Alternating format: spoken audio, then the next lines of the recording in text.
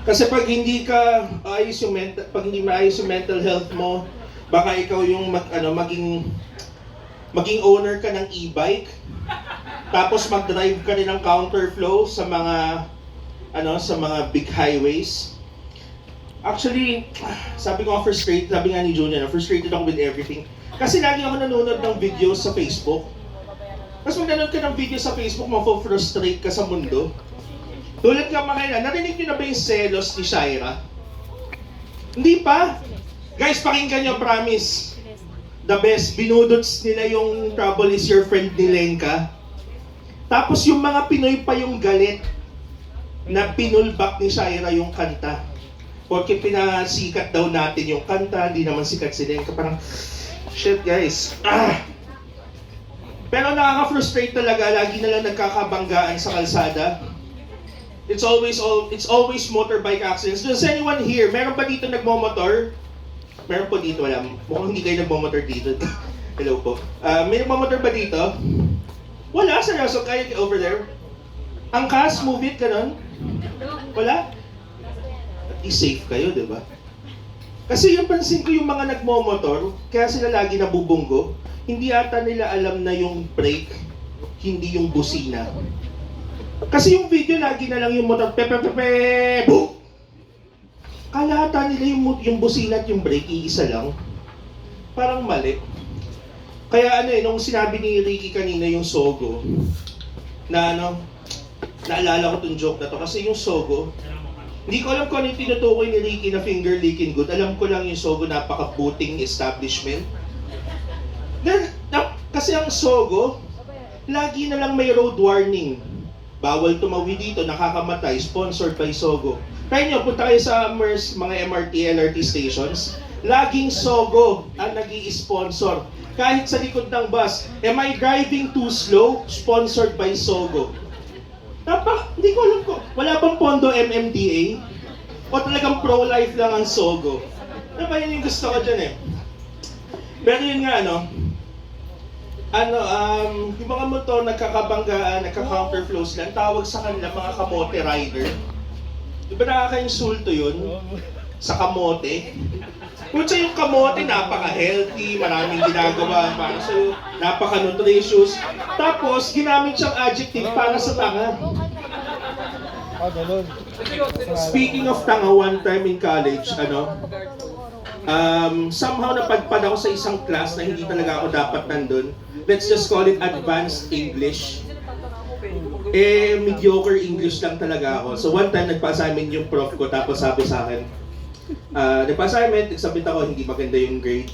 Sabi niya sa akin, Iho, tamad ka ba? Kasi sabi ko, nag-short circuit yung utak ko, sabi ko, ma'am, hindi ko po alam yun. Talagang hindi ko alam yung isasagot ko. Pero na-realize ko, ito lang pala yung moment na mas magandang sabihin, tanga po ako. Kasi ma'am, hindi ko po alam, kaya hindi ko alam yung sagot, hindi po ako tamad. Sabi ng friend ko, bro, binibigyan ka niya ng benefit of the doubt. Feeling niya hindi ka nag-effort, pero kaya mo talaga. So yun, pero total tanga lang talaga ako nun. Kaya hindi naman sa tanga, pero kaya naman ako nag-ahabol ng mga ganong advanced class, yung mga pwede mong i-flex sa resume mo kasi panganay ako. May mga panganay ba sa room? May mga naging panganay ba? Meron, yan, thank you. May mga middle child ba? Fuck all of you. Yung mga middle child kasi, sorry, gusto ko tong crowd natin, nakakatuwa po kayo ng alam niyo ba yung drama sa middle child? Sila daw yung mga hindi pinapansin. Diba? Sila yung mga hinahayaan lang. Talaga? Problema yon. Nasubukan niyo na bang pinanganak, tapos lahat ng hopes and dreams ng kanununuan nyo sa'yo ilalagay? Hindi! Tama talaga! Yung tatay ko, 5'4", gusto maging basketball player, in-enroll ako, Milo Best. So yung kapatid ko, natuto mag-drawing, natuto mag-sports, badminton, natuto siya mag-badminton. Nag-medal siya sa badminton. Galing niyang athlete. Tapos ako kulelat sa Milo Best. Sana, di ko may freedom lang sana ako, di ba? Hinahabol ko maging maganda yung grades ko, nasasabihan ako ng teacher ko ng bobo kasi pupunta ako advanced classes. Yung kapatid ko nakapag all around the world na, nakapag seaman na, kasi hindi siya pinapansin. Ganon kasi pag walang pressure eh. Anyway, nag-rant lang ako, no? Kaya feeling ko talaga dapat may panganay tax. Ay, thanks guys!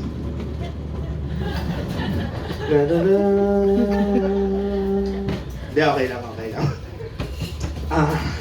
Ang hirap talaga pag nape-pressure ka ng parents mo kasi syempre, hindi ka makagalaw. Growing up, ganito po yung itsura ng childhood ko. Kunyari, nakaupo lang ako, nalaro video games. Anak, huwag kayo video games. Di ba dapat nag-aaral ka? O kaya mamaya makikipagkantahan ako dito para makikita lang, parang sumasakit ang dibdib ko sa tuwing nakikita. Ram, ba't ka kumakanta? Di ba dapat nag-aaral ka? Dumating na siya sa point, nasa toilet na ako, tapos Mama, kailan pa ba nang ilipat Ram? po natin ng iba? Ram ka ba yan? Opo, Dad. I-flash mo na, mag-aral ka. Thank you po. Kaya nung medyo na-delay ako sa college, mga naka 10 years ako sa college, sabi ng tatay ko, Ram, ano ba? Tagal mong graduate, ano ba ginagawa mo sa school? Sinusundan ka lang. Nag-aaral ako. Hindi na maigi, kaya kasi bumabagsak ako eh. Pero, masarap pag-aral ng ganong katagal na ini-sponsoran ka pa rin ng parents mo. Imagine nyo, ladies and gentlemen, no? Side warning na, huwag kayong magpataba ng ganito. Ang hirap huminga, pagdada ng dada. May pentlaya na tayo, may health PSA tayo. International Women's Month man. Let's also, don't forget, heart health. Woo! Thank you po. Yeah! Saan ko lang po? Sige po. Alright, so, yun nga. Shoot, nasa na ako? Yung ano, wait, ano? Sa school, yeah, thank you. Yeah. Gusto ko yung mga ganito, kaya lagi po ako lumitingin sa audience para pag nawala ako, you bring me back in. Teamwork tayo dito. So yun nga, sa school na lagi ko lang iniisip, paano ba ako papasa ng aking thesis? Paano ko ba mapiplease yung professor ko? 25 years old na ako nito.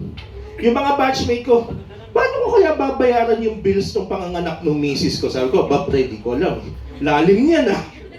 Tapos, saan niya ako pupulot ang funds ng wedding? Ewan ko, pero yung pang-renta ko sa dorm, okay na eh. Pero yun nga, no? Wait lang, no? Sorry. Talagang mahirap maging matandaan eh.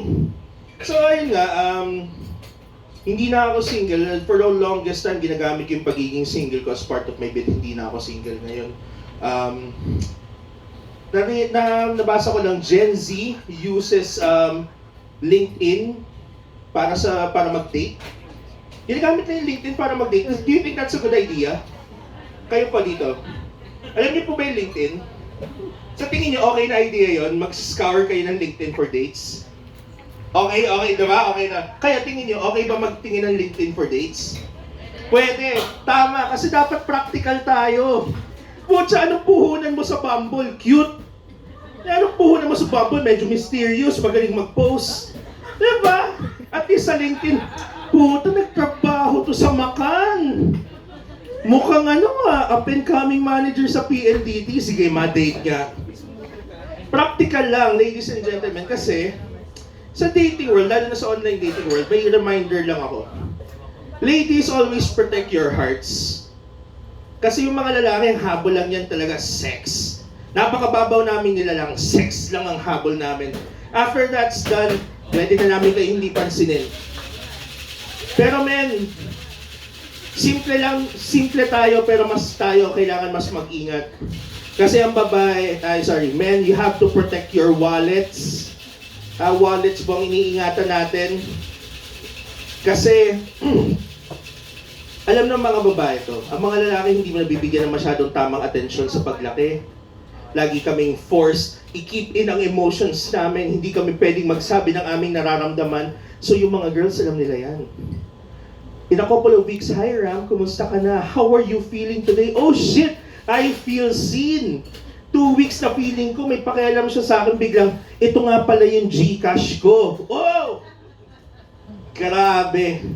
Kaya dapat medyo wise tayo. Don't follow this guy I know. May kilala ako, pangalan niya Ram. Tapos na-scam siya eh. One night daw, sabi niya, may ka-chat siya. Yung ka-chat niya within the hour, sabi ni kay Ram, I love you. Sabi ni Ram, shit. Parang ano naman, ang bilis naman. Bilang mature adult, I don't think I can reply in kind. Sabi niya, tangina, lahat tayo sumusugal sa online dating. Ako all in, ikaw hindi. Pakalalaki ka naman. Sabi ng putang ina, sige na nga, I love you too. Diba nga? Kailangan niya ata ng anti-marupok lessons eh.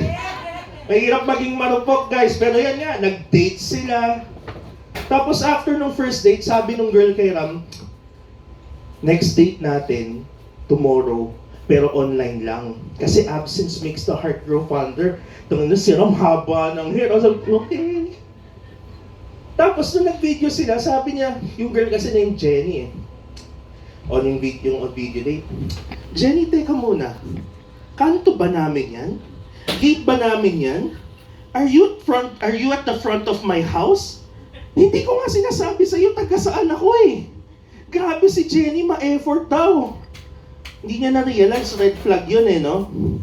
Anyway, after all of that, nakita sila, red flag yun, nag-message si Jenny, hindi raw makapagbayad ng tubig. Na-ospital yung lola. Yun, so si Ram, nagbenta ng laruan, nagbenta ng cellphone, binigay ang lahat kay Jenny. Sabi niya, all in si Jenny sa love, so ako din. And ayun, hindi na nag-reply si Jenny. Fast forward, sabi niya, alam mo bro, nag-text siya sa akin 2 weeks later, sabi niya, Ram, maraming salamat sa lahat, di ba sabi ko naman sa'yo, ako all in sa love. Hindi pala ako, sabi ni Ram, oo. Hindi ako yun, nadulas na lang. Freudian slip. So sabi ni Ram, oo Jenny. Tapos sagot ni Jenny, well Ram, natalo ka na eh. Panalo na ako. This is goodbye. So na-scam siya, ganun po. Kaya guys, kung ako sa inyo, huwag na kayo mag-online dating, hassle talaga siya. Pero actually kung mag-online dating lang din kayo, meron akong special hack. Kasi may bayad ang Bumble Premium. So kesa naghihintay kayo, umaasa, kumbaga mas nauuhaw kayo sa atensyon. Kuha kayo Bumble Premium, mura lang naman siya per week. Pwede nyo makita kung sino yung nag-like sa inyo, medyo mas may power kayo. Kasi makikita mo, ay, nilike ako ng girl na to, kaso di ko siya type. Dislike. Kasi, anyway. Hindi nyo naman kailangan, pag pa ako nagbibigay ng advice. Anyway, so, napansin ko lang, bilang mga Pilipino, may double standards tayong lahat. Pansin nyo ba yun, double standards? Pag si Tito, lasing, Tito mo talaga. Pag ikaw lasing, hoy, bata ka, hindi ka man lang mahiya sa magulang mo, iinom-inom ka. Yan, wala sir, lasing ka na ba, sir? Hindi, okay pa. O kaya pag yung tita mo masyadong sensitive, masyadong personal yung tanong, diba? Ay, kailan ka ba magkakaanak? Kailan ba kayo mag-aasawa? Masyadong personal magtanong, concerned lang daw. Pero pag ikaw naman uncomfortable sumagot, masyado kang sensitive. Ang pinaka-ayoko talaga na double standard. Pag nagbubuntis, pag planado yung pagbubuntis, ay! Ang saya-saya! It's a special occasion! You're blooming! Pero pag hindi planado yung pagbubuntis, ay putang ina, puta ka! Ba't sila ganon? Anyway, ladies and gentlemen, let me just wrap up my set with my favorite topic. Sa tingin nyo, favorite topic ko? Ay,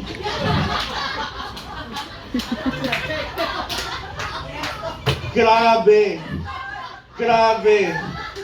Tama ka.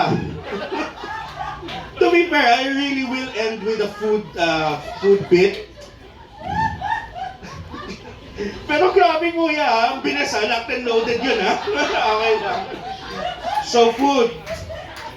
Nakita niyo ba na may bagong product ang Jollibee? The crispy chicken sandwich. Diba, hindi naman original yun eh, di ba? Kinopya lang nila yung sa McDo. Wala nang originality ngayon. Unti na lang. Isang original is Mang Inasal. Meron silang unlimited rice. Pero tanong ko lang, nakukuha niyo pa agad pag nagre-request kayong unlimited rice? Baka hindi kayo nagmamang Inasal, mas spoiler ko lang kayo. Hindi.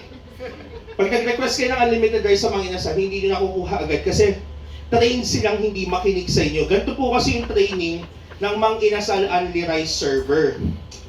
Alright, ladies and gentlemen, Ricky, umayos ka nga. Ay, Ricky, umayos ka. Kunin mo yung bucket ng rice. Kunin mo yung scoop.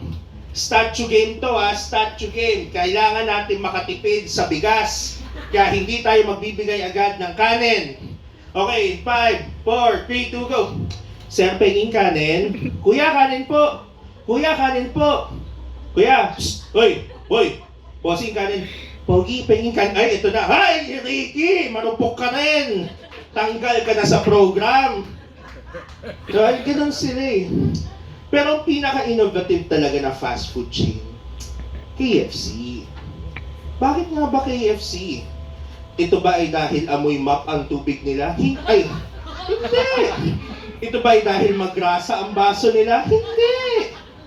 Ito ay dahil binigyan nila ng visibility ang diabetic community.